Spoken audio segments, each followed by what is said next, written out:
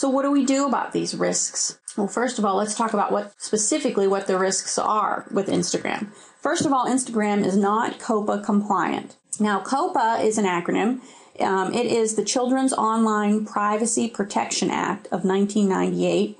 It's set by the FTC, and it says that websites and other web entities, they cannot collect data from children under 13 and use it to market to those children or use the information that would invade the children's privacy in any other way. And so this is why Facebook is not COPPA compliant, and kids under 13 technically aren't permitted to have a Facebook account because Facebook collects data from its users to use for pushing its ads from paid advertisers. It does not filter this information for age. Well, guess what? Instagram isn't COPPA compliant either. It isn't meant for kids under 13. But just like Facebook, it really does practically nothing to police this. And so kids are setting up accounts with false ages. And then guess what else? Facebook just bought Instagram. So we'll likely be using data to market there as well. And this also makes it easy to share photos from Instagram to Facebook and other social media sites. Again, yet another concern for parents. Now, another risk to Instagram is when you set up an account, the default is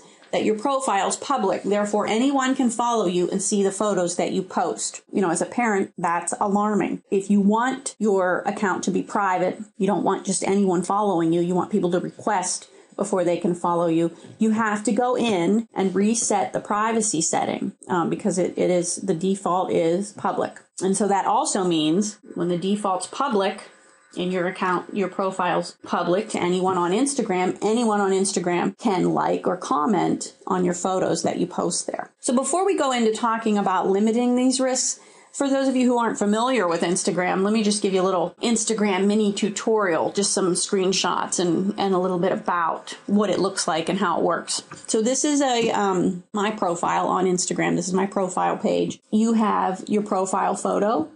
You can also add text to your profile. I haven't, but you can. You can see the number of followers and the number of people you're following, all the photos that you've shared there, and then the buttons at the bottom for searching and exploring, the camera for taking the photo, sharing, and so forth. When you click the explore button, the search button, a tile of public users' latest photos pop up. So these are just random, ever-changing photos from any and everyone on Instagram, like the latest things that people are posting. They're not necessarily people you follow. Usually they're not people you follow. In this shot, you see, there's some skin there, some racy photos, what I think are racy photos, next to tween photos.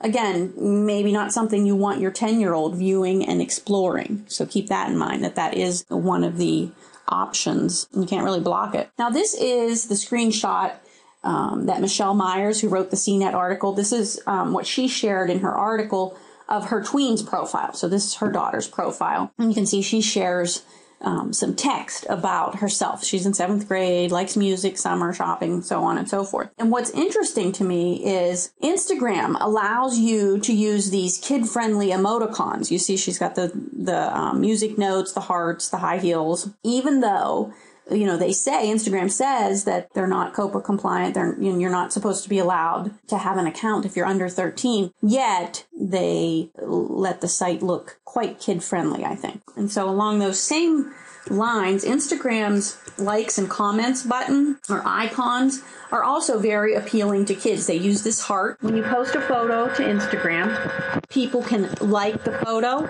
and you can see there's the like button, and they use a little heart icon for their like, and then the speech bubble for where you can comment. And so then once you hit that like button, you see it turns red. In the comments, when you hit that, a text box comes up and you can write a comment. And so again, I just think that, they really make it appealing to tweens.